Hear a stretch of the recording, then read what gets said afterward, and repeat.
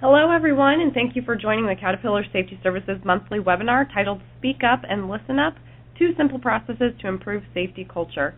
I'm Rachel Proper with Caterpillar Safety Services, and I'll be facilitating today's event.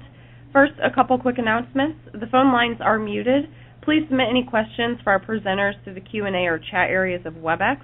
We'll use the final 10 to 15 minutes for Q&A.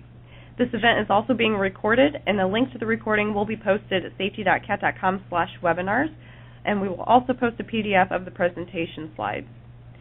You will receive a follow-up email with a link to the site and an invitation to complete a brief survey.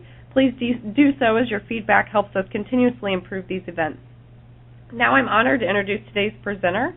Mike Brodock is a senior safety consultant with Caterpillar Safety Services. Mike has more than 21 years of experience in the field of civil engineering, environmental health and safety, fleet management, and leadership development.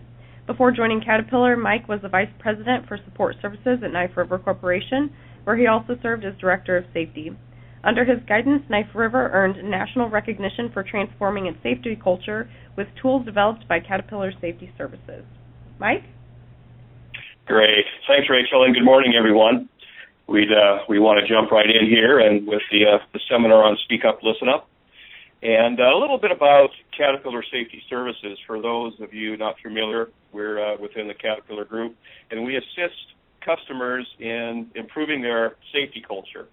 Now, we're not so much focusing in on, as a group, compliance, rules, and regulations, but looking at employees' behaviors and assisting customers with training like you'll review today, as well as some other principles on accountability, recognition, rapid improvement workshops, and assisting customers on to success itself. So next slide on you'll see a slide coming up here. Now I follow Dr. Dan Peterson very closely. Dr. Dan was a organizational PhD that assisted with a lot of the programs that we have within Caterpillar Safety Services. And this quote has always fascinated me. And those of you that have attended my other webinars, you'll probably recognize this. I apologize for that, but I think it's very important. Dr. Dan said that government safety organizations continue to focus on the physical to improve safety. We know that things don't cause the majority of accidents. It's bad behavior. Now, he came out with this in 1971. I found this in one of his early books that he had published. It's fascinating to me that government safety organizations, they're still looking at the physical to improve safety. We know that you can only get so far with the physical aspects of corrections of hazards.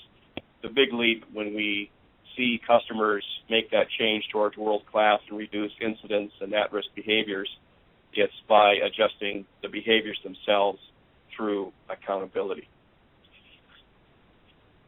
Okay, next slide. And you've also, those of you that attended my other webinars, again, a Dr. Dan Peterson slide here, the 6 criteria. And these are so critical for safety success in an organization that I always review it. But his first bullet said that top management is visibly committed. This is more or less having top management walk the talk, being out there in the field, not only talking about production quality, customer service, repairs, but also talking safety. Middle management actively involved in the safety process. Middle managers, we know that those of you out there, multi-department managers, I ask you, is safety part of your day-to-day management practices? Are you talking safety with your employees? Frontline supervision is performance-focused on safety.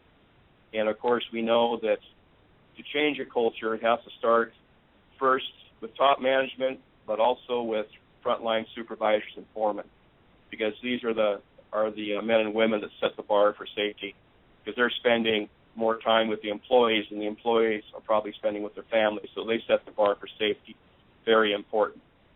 The next bullet, employees are actively participating in the safety improvement process. And, of course, the big change at Knife River, when we made some drastic improvements in our culture, it was when we engaged the employees in the processes. System is flexible. Of course, each culture is different as far as where they're at with their safety culture. We'll get into the certain levels in a few slides, but the system has to determine where its starting point is at. has to determine its base itself. And, of course, the last bullet, the safety system is positively perceived by the workforce. Is it viewed as just a set of rules and regulations, or is it viewed as a process to get them home safe and return the next day to work again? So it's a very important slide there. So next slide. And, of course, over the 21 years, as Rachel had mentioned in my career, I've seen some things that why safety programs struggle. Safety is a priority, not a value. Priorities change. I would like to see companies incorporate safety culture as a value, just as they would with profitability, customer support, product reliability, and so on. Lack of supervisors' accountability for safety. Supervisors at times on the traditional cultures are charged with getting the work done, getting the repairs out there, but is accountability for safety part of their job description? Lack of employee ownership in the safety process. We've heard, well, safety is the safety professional's job, not mine. And when I go out and analyze companies, one tool that we use is we conduct employee interviews with customers for their employees, hourly employees, and I'll have a group of 4 or 5 employees together, and I'll ask them at the end of the interview, who's in charge of safety? And if they say, well, it's someone in the safety department or HR department, then I know we have some work to do. What I like to hear is that hourly employees in a culture that says, I'm in charge of safety. I'm accountable. I'm responsible. Some customers are just satisfied with compliance. OSHA, DOT, MSHA, Coast Guard, whatever rules. They said, hey, we're doing compliance. That's enough. The trouble with that is that customers will never decrease incident rates. They may have 1 year of low incident rates, but then the next year it will climb because they're not fully engaging the potential and the behaviors of the employees for improvement. And the tradition side, we've always done it this way.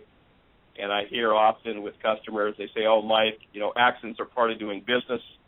We work in a risky business. Well, that's throwing in the towel and saying that, hey, we're not even going to attempt to improve, that we're just making excuses already. So that's why safety programs struggle. Okay, next slide. And sticking points. Now, the reason some of you are on this call is probably, hey, we want to improve our safety culture here, reduce accidents, and you may be attempting some things striving towards world class. And we put this slide together to show some of the components of the traditional safety cultures versus those of world class. And starting on the right side with the traditional, again, accidents are part of doing business. And, if someone says, well, safety is what it is, do your best and, hope you get lucky. We can't control bad luck. Of course, luck should have no play in an evolving safety culture. Accidents are inevitable. We work in a risky business. Vague safety accountabilities for safety. Some customers will say, we have a goal of 0 incidents, but they're not really defining how they're going to achieve that goal throughout the year. So you have to define the activities that you're shooting for to achieve that world class. And the last couple, safety professionals are solely responsible. And some companies, some customers use, the old safety poster, plaster every wall with safety posters and hope that will get you where you need to be, which is not true. Now in world class, and this parallels Dr. Dan Peterson's 6 criteria, top management support safety. They're visibly seen, attending meetings, standing up in front of people and supporting it. And yesterday I did it was a steering team training for a customer, and the top management came in. They kicked off the meeting. They stayed for the meeting, and they closed off the meeting supporting the team looking at rapid improvement workshops. To me, that is world class when management shows up. Of course, everyone owns safety. Just as in my interviews, I ask people who's in charge of safety. And I would charge that with you today. Go out, after you get done with this seminar and go talk to your people and just say, hey, good question. Who's in charge of safety here, and just see what the response would be. It's always interesting. All involved in safety. Safety is clear and defined value of a company. Safety expectations are set. They're communicated, and I would add to that they're tracked and they're measured, especially for supervisors, that you set expectations of improving safety and maybe lagging indicators, but look towards leading indicators, the toolbox meetings, safety conversations, safety contacts, and, put a value to that. Visit with employees as far as, as the supervisor getting out and visiting with you on safety. Very, very important. And, again, tracked along with safety performance right up there with quality, production, customer service, repairs. Safety should be part of the matrix, an active tracking board of how they're doing, weekly, monthly, and always. If it's visible and if it's measured, it's going to be tracked and watched. Okay? Next slide, please. And the first level here, this is the 6 levels of safety culture, what we call, and, where do you want to be? Level 1, that's the entry level, okay? Reacting to injuries. An injury occurs and it gets the attention of management. Compliance, work orders, investigation. Of course, these things are very, very important. Don't get me wrong on that. We have to do compliance, work orders. If we're just focusing on this, in my career with safety, that incident rates will still begin to be very high. Okay, level 2. The level 2 slide is, again, very, very important components of a evolving culture, and there's nothing wrong with that. It's what we see, doing observations, JSAs, near misses, and inspections on that. Again, very, very important. But like many customers, they want to evolve. There's the old saying, either innovate or evaporate, and it's about evolution. It's about innovation, of continuing to improve. Level 3 is where we begin to see changes. That's safety accountability systems. You're defining accountability for management, for supervisors and foremen, and accountabilities for employees themselves. Asking employees, hey, how can you improve the safety process here? I want your input, line employee. Okay? Level 4 is unseen culture reality. It's doing surveys. It's doing interviews. And this is where the prime function of Caterpillar Safety Systems Services is at, of defining the baseline of, hey, where's the starting point? And a series of questions on our surveys, or 70 questions that defines 20 criteria on management commitment, employee involvement, hazard correction. But you develop that baseline, a place to start, and identifying where you want to be and building that bridge from the current status to success towards world class. Level 5 is using effective data-driven safety teams. Yesterday I was working with a team that they've taken the survey, and they've identified weak areas within their system, and it's beginning filling those gaps through employee teams with the support of management. Very, very key, as Dr. Dan said, that employees are actively participating. And, of course, that level 6, that's where we see the culture in action, participation, employee ownership, and the passion about willing to change. Of course, you may be looking at this saying, well, Mike, we have a few level 4s, level 1s, but again, it's looking at progression, innovation on there. Okay, next slide, please. And of course, this is a repeat slide, but I've highlighted employees are actively participating, and this is the reason for this Speak Up, Listen Up program, is you're engaging all employees in the safety process. Okay, next slide. Now, this program is broken up into 2 parts. Part 1 is the Speak Up. Part 2 is the Listen Up. The first portion that we go through with employees is these are some of the objectives that we achieve. There's normal fears and excuses that keep us from speaking up when we see unsafe behavior, and we all recognize this. And the other objectives of the program is applying 3 simple steps when we approach someone to give feedback and speak up to them. Number one, ask if we can talk about the situation they're engaged in. Get a commitment to work more safely, the 2 or 3 of you, however the engagement may go, and the follow-up with the person to see if he or she is working safely. Okay. The training is video-based, and it's set on various construction sites where we show the right way to do things as well as the wrong way of how to approach people and how the successes are shown in that. Okay. Next slide. The thing with speaking up to people and giving feedback is expressing direct concern about another person's unsafe behavior. And if we're all in this together, we should feel free, and it should be our right and responsibility to speak up when there's unsafe behavior. Next slide. Of course, expressing feedback, that person's safety, if they're doing something that's questionable, it could, of course, affect their safety. It could affect your safety. I see this a lot when we train with the utility groups, different customers in the utility groups, when they're linemen and electricians are saying, hey, I need to speak up to that person that's working the line hot right next to me, because it could affect that person's safety as well as my safety and other people's safety. So it doesn't only affect that person that's working on safe. It could affect you. That person not locking, tagging out electrical lines, pneumatic lines, hydraulic systems, equipment inspections not being done. It could affect a larger group of people than people realize. And that last bold statement is anyone at any level reinforcing a safe culture with everyone they see. And I always say, hey, check your egos at the door, no titles, don't care about your years in the industry. You've been doing this way for 20 years. Giving feedback is direct concern for another person's behavior, and it shouldn't matter what role you hold, everyone at any level, okay, speaking up. Okay.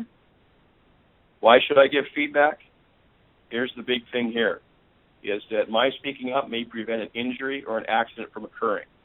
And the yellow box there, if we don't speak up, walk past somebody that's engaged in an unsafe act or practice, they may assume that their actions are acceptable if nobody tells them otherwise.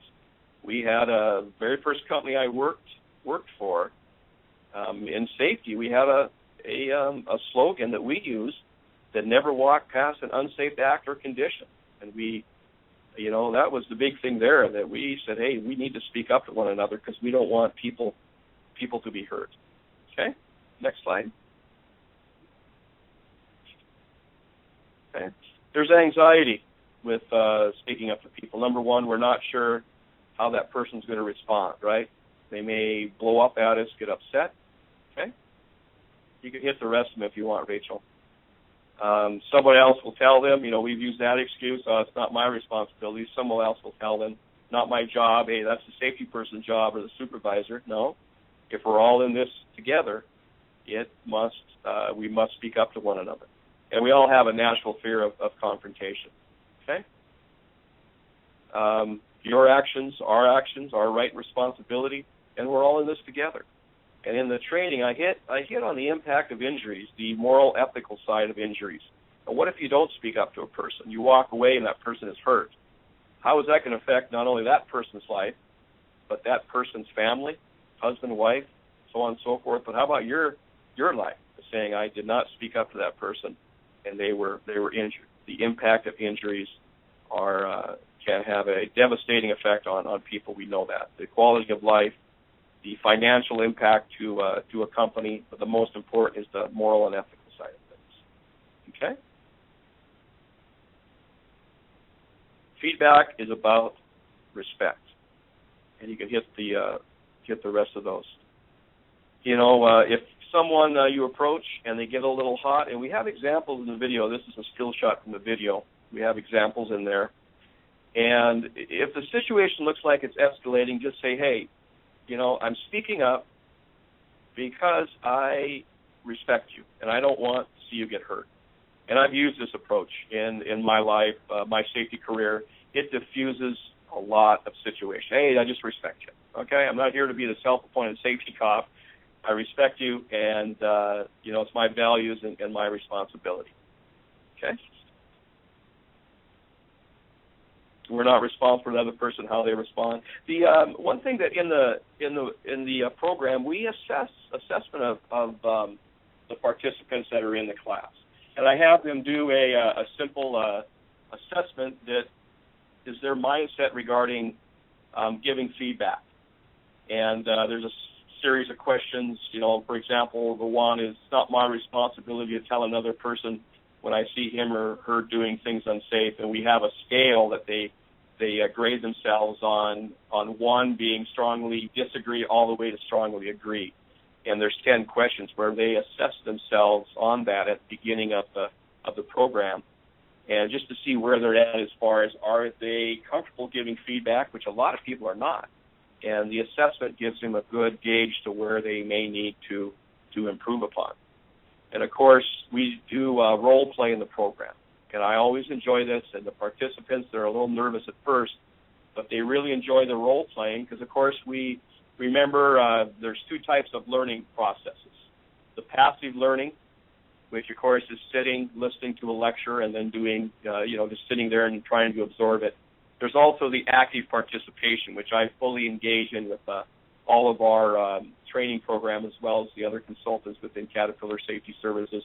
The active participation, of course, is watching a program and then doing. And I use scenarios. And we have a role play, speak up for scenarios as well as listen up. And I put people in groups, 2 to 3 to a group, and I assign scenarios.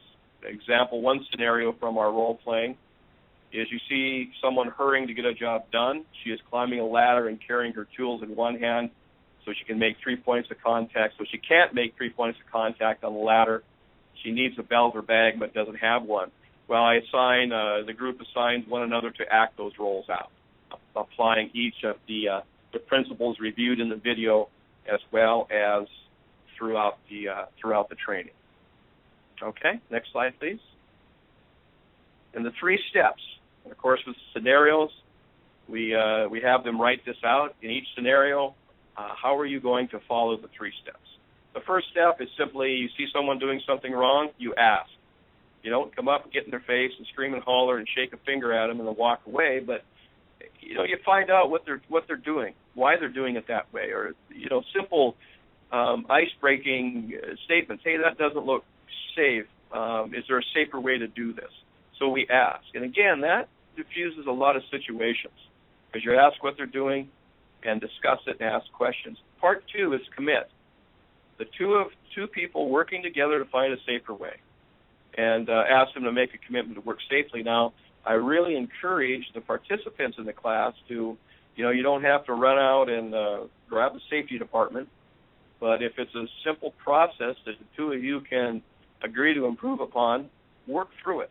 Of course, it involves more than you need a resource, which that's where the safety department should be viewed at, the safety professionals. Gather in the resources that you need, but day-to-day processes, like the scenario I just read of the employee climbing the ladder with something in her right hand and she's not maintaining 3 points of contact, that's a simple solution. How are you going to get the bucket to the top of the ladder? Is there a pulley system or something else that you can use? And, of course, follow-up. Check to make sure they're working safely. Don't give up and give positive feedback when they're working right. I always use the follow-up as, after you have the conversation with someone, you watch me work, I watch you work, watching one another's back. I think that's what it's all about. So 3 simple steps here. Okay? Next slide, please. There we go. Thank you. Okay, and then that closes off the first session. Of course, there's more in depth. We have group discussions and the role playing. That takes a good. It's fun. It's very beneficial. And I'll get into the duration of the training at the close of this webinar. But again, feedback is the willingness to express your concern honestly. Your concern for another person affects, of course, their safety, your safety, and other employees' safety. And the 3 steps that we discuss are to ask, to get a commitment, and follow up with that with the process. Okay. The part 2 is the listing up, and we discussed with participants that, which is more difficult, the speaking up or the listening up, and I think they're both equally difficult for us humans because with speaking up, we're not sure how the confrontation is going to go, and that's why we hit on the three the ask, commit, and follow up with it.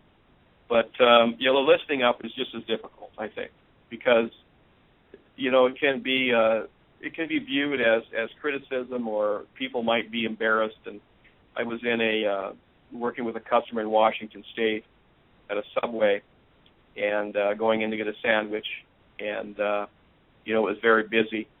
And Subways, everybody's probably been to a Subway, and I always watch how they cut the sandwiches. And I was about 5 people back, and one of the employees there, she cut a sandwich with the knives they use, and instead of laying it flat on the table, she mistakenly put it in they have a little holder in the table where they put the garbage. Well, the garbage was towards the top of the hole in the table, and the knife flipped blade side up. She didn't see that, and she was moving her arm back and forth over the top of that blade. And I'm 5 people back. There's people right in front of her, and they're not saying anything. Well, I speak up and say, ma'am, that knife is flipped up, and she got all embarrassed. But why didn't the people right in front of her not speak up? I don't understand that. Afraid of confrontation. Of course, the listening up, I got up. She was embarrassed. She turned red, but she thanked me when I got up there too. But at times, listening up can be perceived as criticism. Okay, but again, we apply 2 simple steps on the listening up. Focus on the message and agree on a safer way. The commitment is agreeing on a safer way. That's the whole process of engaging employees in this process. Okay, next slide. And of course, we start this off with an assessment as well, and assessment on the type of feedback styles that people have. How do you receive feedback or criticism from people? The big thing with feedback is, again, right responsibility to speak up and warn somebody when I'm doing something unsafe. And some customers, one in particular, a customer in Hawaii, the president came to us and said, tell me about the Speak Up, Listen Up program, and we explained it to him. And he says, well, I want to train everybody in the company, right from the top floor to the shop floor, that everyone has to know it's two-way conversation on speaking up as well as listening up. So they had a common ground on that. So next slide. Getting safety feedback, what I'm doing is creating a danger to myself. And just as the speaking up portion, we have a right and responsibility to speak up. But if someone comes to us, you got to remember, I must be doing something that's raising attention or concern with my fellow employees, and take the approach that someone cares enough about me to speak up on what I'm doing. I should listen up and change what I'm doing and come up with a process to improve. Okay? And these are the feedback response styles. This is very interesting, and before I show this slide to the participants, I have them do their assessment, which it's a grading system, a series of questions, and it tallies out in a cumulative score whether you're more passive, assertive, or aggressive. The left side, the passive, and we might be one of these, or we know someone, that person avoids conflict at all costs. If you go and talk to them, they kind of get the deer in the headlights stare, and they nod their head. They just want the situation to end. Okay? Either resist or pacify.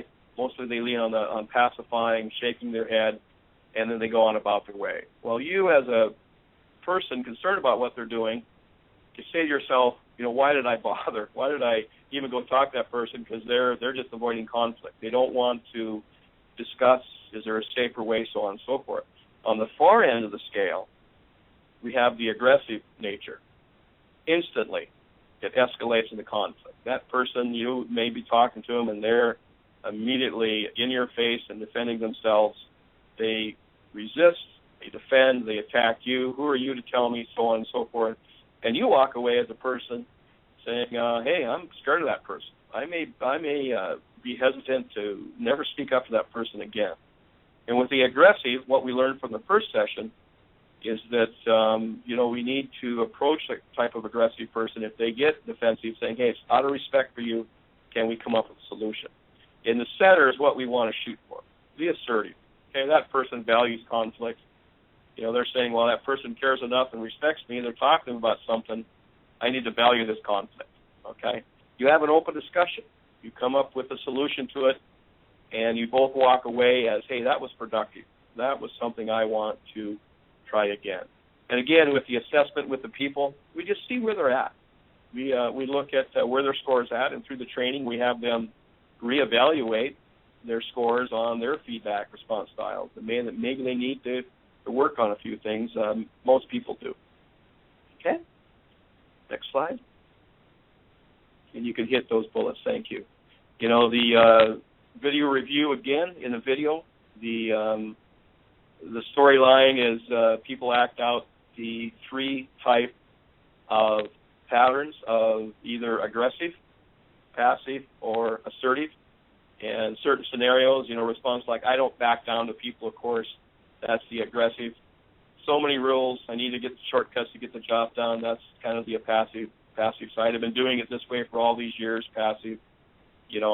One way to diffuse a lot of things when people are either passive or aggressive type, or ask, hey, what could happen if you didn't correct this? And they begin thinking, hey, if I'm not locking this out, I could electrocute myself or other people, or the way if they're not tied off, I could fall and hurt. Okay? And the big thing with people, nobody wants to get hurt out there. A small percentage are,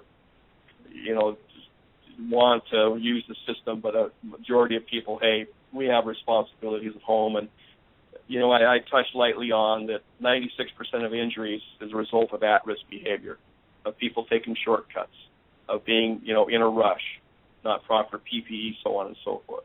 So we dive into this as far as, the type of patterns of stepping into the situation. If you could go in and analyze quickly what type of feedback style that person has, it'll help you have a successful outcome with it. Okay? Next slide. Okay, and you can hit those, Rachel, the rest of it there. And again, the best way to, I believe, learn is, on the active participation. So there are actors in the video training, and we discuss, there's a gentleman on a forklift, and I asked the group, what type of person is this? Of course, that's assertive, that there's an outcome to it. I shouldn't. He's driving too fast with a load on the forklift. That's assertive. Yeah, I need to slow down. I need to take half the load, drop it lower to the ground and everything else. There's a lockout situation where it's very, very aggressive, and we recognize that style.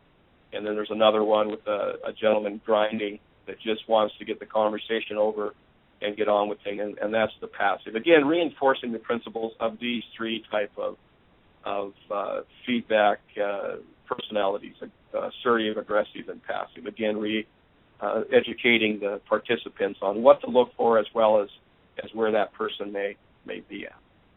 Okay? 2 steps of receiving feedback. Listen and commit. The listening, which is pretty difficult, and I always tell people, just hold the tongue for about 10 seconds.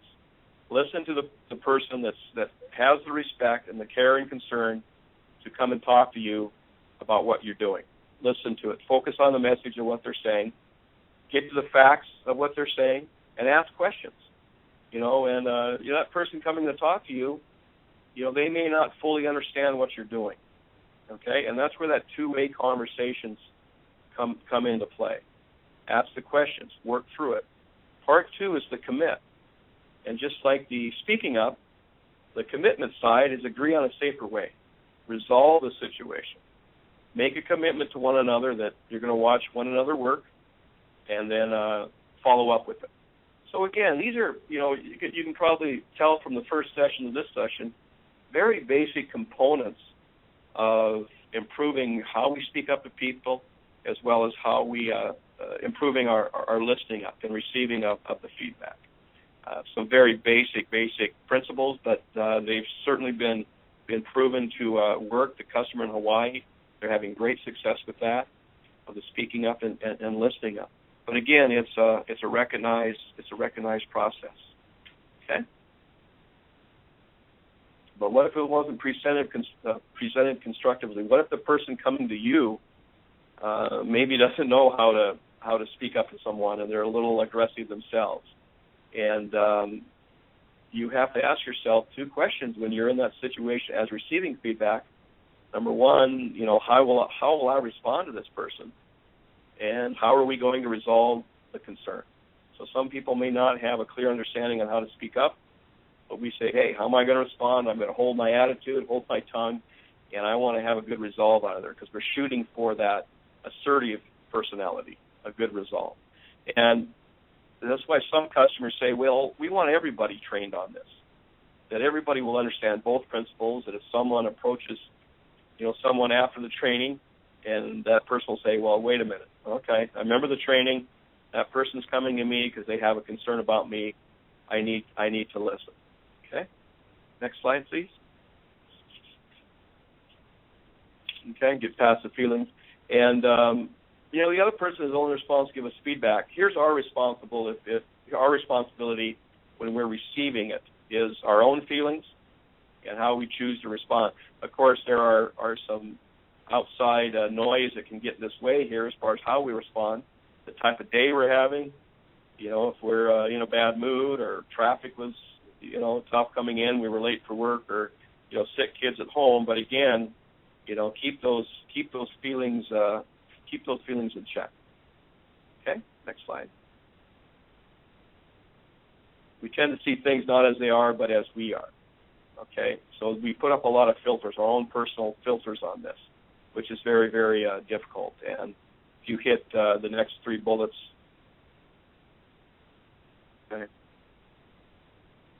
the moods we're in, our past experience of how someone was speaking up to us, and I threw in their past bosses, because I remember, first I remember the bosses that I had that were very, cooperative and that I looked up to, but I also remember the bosses that were, the screamers and the haulers and throwing things. And again, how do I want to be remembered as a person? Do I want to take on the attributes of the person I admired when I was coming up in my career, or do I want to be remembered as the person that I despised and did not do it well? So, we talk about what can influence our response to feedback. Towards the end of the week, when we get tired, it's been a long week, we're a little on edge, the fuses are a little short. But again, if it's about safety and someone's concerned, we should keep those feelings in check. Okay, next slide. It's normal to feel challenged when someone corrects our behavior. Again, it can be, it can feel like criticism. And, the big things to remember here, and we reinforce this in the training, that feedback, again, it's about respect. It's about someone caring enough, and, about safety. If they're speaking up, I definitely need to listen up, because it's important. And it may affect, of course, my safety, other people's safety. So it's very, very important to not let my feelings get in the way in this. Okay? And, of course, ask questions. If you're not clear, you need to ask. Explore. Don't attack that person who's talking to you. Questions are powerful. And everyone knows two-way conversations, what they're like. Open-ended questions. Avoid the yes and the no, but dive deep into the questions about, well, this is how I was trained on the process. Maybe we need to reevaluate the training process, because this is how I was trained by Joe in this department. And that person speaking up said, well, geez, you're leaving out a lot of the process. I think we need to pull some resources in here and look at our training program and retrain. Or there's a new piece of equipment on the site or the factory floor that has been changed out, and the shutdown or startup procedures or operating procedures have not been updated. So again, when you see someone doing something, visit with them on it. Get open-ended questions. Just find out do they understand. And, of course, the big thing is avoid the who are you to tell me and why don't you mind your own business. And, again, I tell people, check your egos at the door. Throw that title aside or years in the industry or service. If it's about safety, it's very, very important. Okay? Next slide. And the commit, agree on a safer way, just like we discussed. Make that commitment and follow it up. Agree to watch one another work. And this is very, very important. I see this a lot in the high-risk industries. We work with the timber industry in Washington, Weyerhaeuser, and, the people that go out in the logging and everything else, watch one another's back. That's the big thing. Watch your brother's back. So, okay, next slide. And again, we at the close of the part 2, we engage the active participation. We have people into groups again, and we role play. And in the second half, the role plays that we initiate, and I also at times will have people come up with their own scenarios if it's an industry that is kind of uncommon, or the creativity. Engage the people in the training. Win their hearts and minds in the training. Make it memorable. So I'll have people come up with their own scenarios, and they'll kind of pick fun at their bosses and everything, and done in a learning way. I never let anybody get, of course, too critical, but engage. So some of the scenarios for the second half. For example, here's one I'll assign. You've been directed to work in a different area of the job site. You can tell that safety takes a back seat to production over here. Everyone heads out to begin work, and no one does a pre-job briefing. Okay, so as role-playing, I have people be the person speaking up as well as acting out the listening up on that. So it's a two-way here. Another scenario, you're new and haven't met all the crew, so you don't really know how they feel about everyone communicates. You're out working on the job site when you're introduced to one of the VPs of the company who's not wearing any PPE. So again, I put this one in as, check your ego at the door and your title. If there's a VP not wearing PPE, how would, number one, in those scenarios, how would you address him as an employee? And number two, how would that VP respond? And in the scenarios, I've actually had 2 weeks ago with an executive group. And, these were senior people. I put them through the scenarios, and they acted out these roles. And I've had frontline employee groups, and it's gone very, very well. People, both groups really engage in the scenarios. It's fun to do.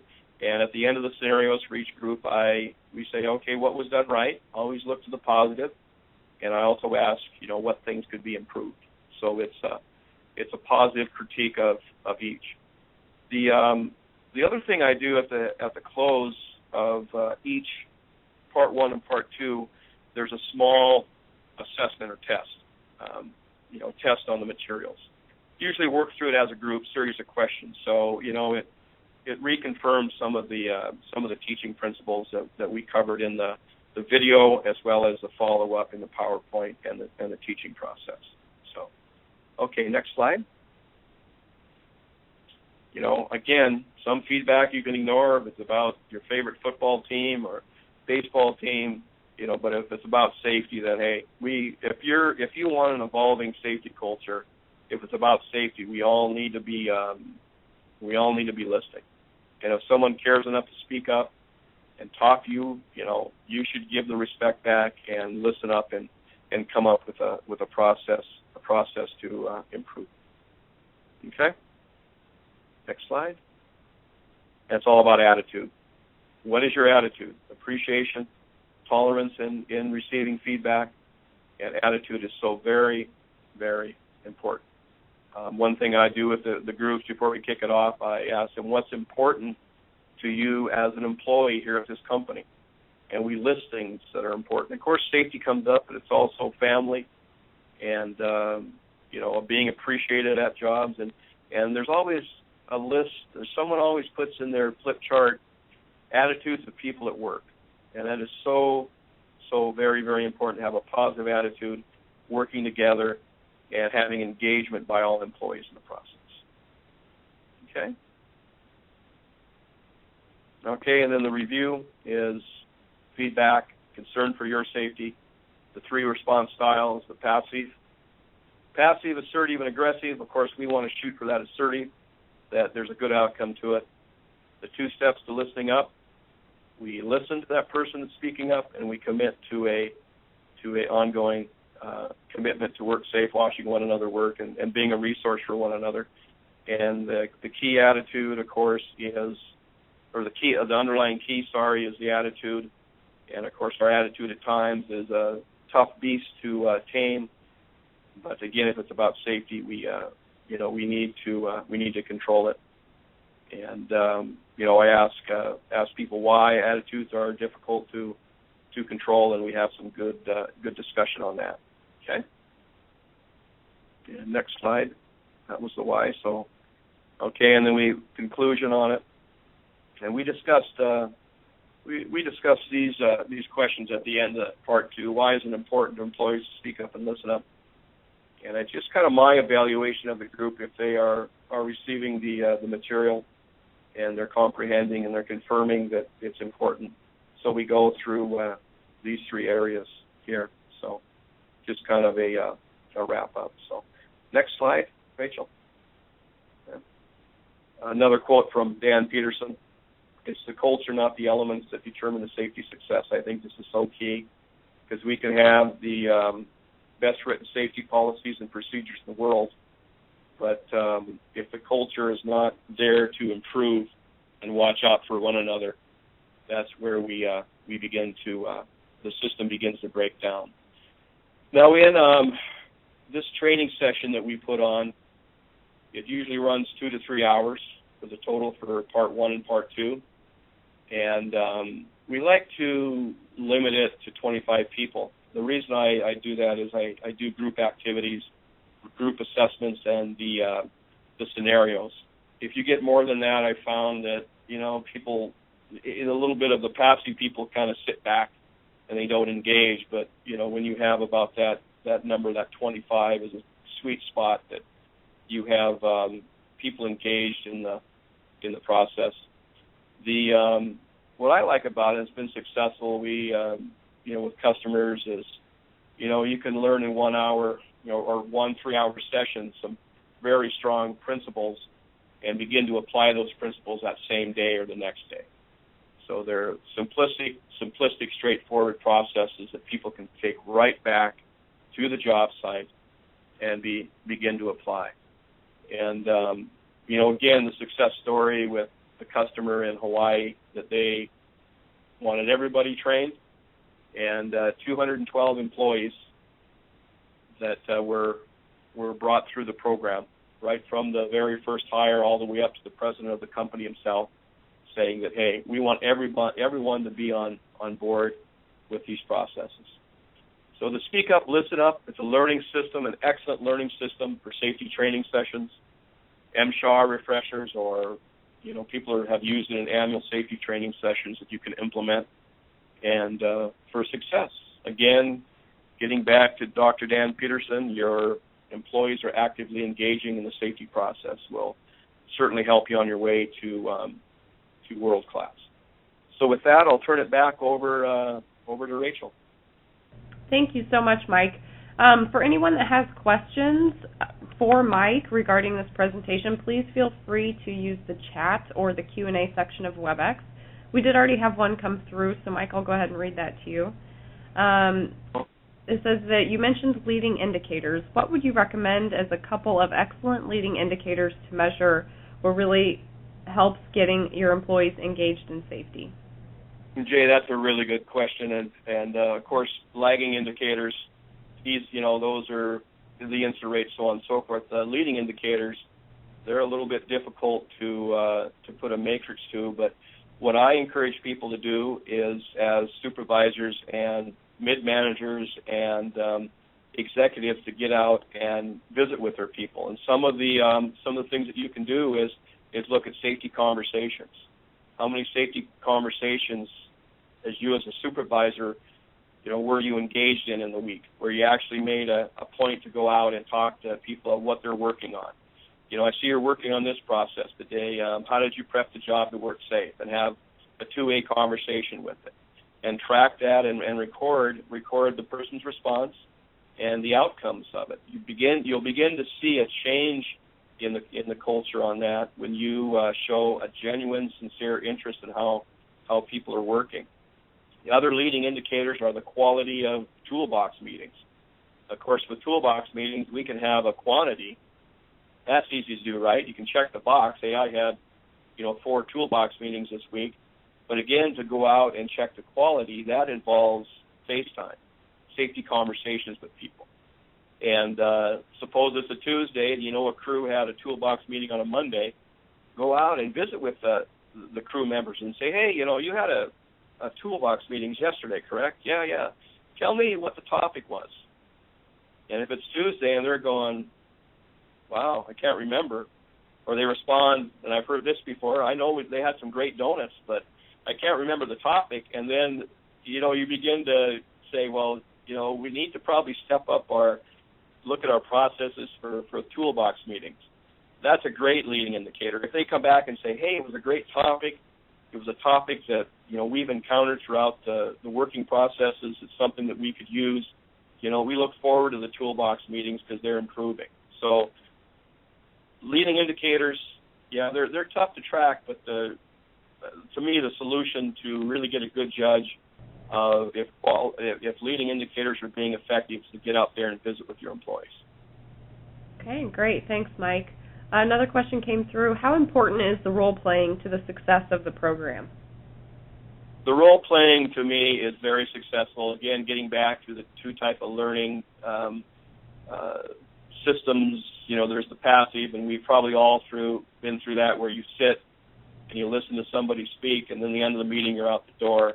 I love active participation, introducing principles, new concepts, and then putting people into role models and having groups come up with the script of that.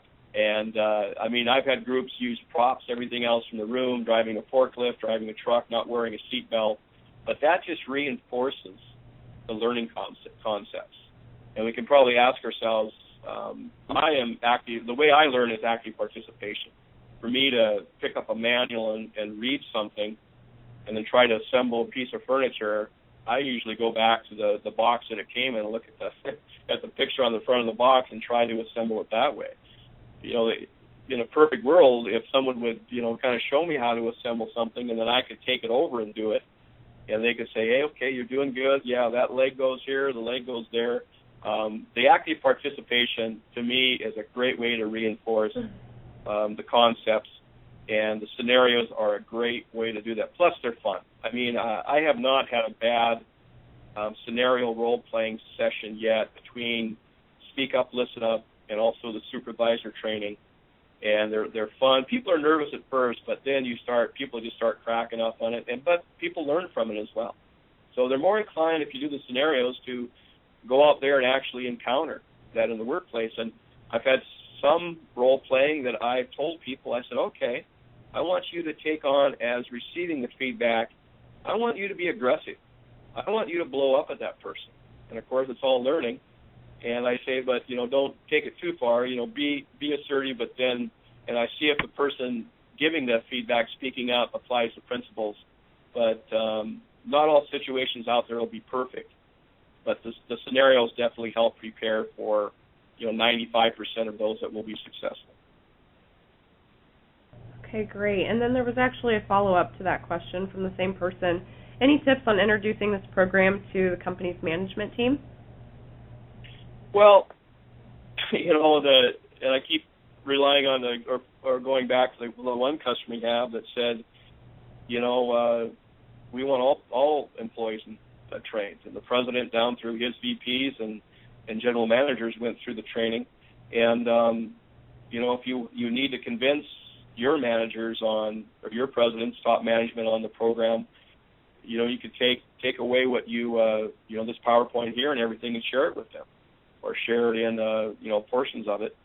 And if you want more information on this, we do at times, we'll share the videos with our customers, on a share basis, so you can review it. And if you choose to purchase the program or have come out, we could certainly do that. But I think once the management team sees the principles within the program and how simplistic things are, I'd be surprised if they wouldn't want to roll it out to their employees. Okay, very good. Thank you. There was another one here. Do you have any recommendations to change the safety culture or attitude of we do it because we have to? Oh, yeah. That kind of goes along the line that we have to do it with Dr. Peterson's last bullet there on the 6 criteria, that how is the safety program perceived? Is it just a set of rules and regulations or something that we have to do? My suggestion would be tie in of if you're not following the rules and regulations, you could be seriously hurt and your quality of life would be severely affected. And we've seen this, I'm sure we can all recall industrial accidents where people have been burned or electrocuted. And, we certainly do not want that to happen. And a person that has, because I have to do it, it's getting to them and speaking that message to them.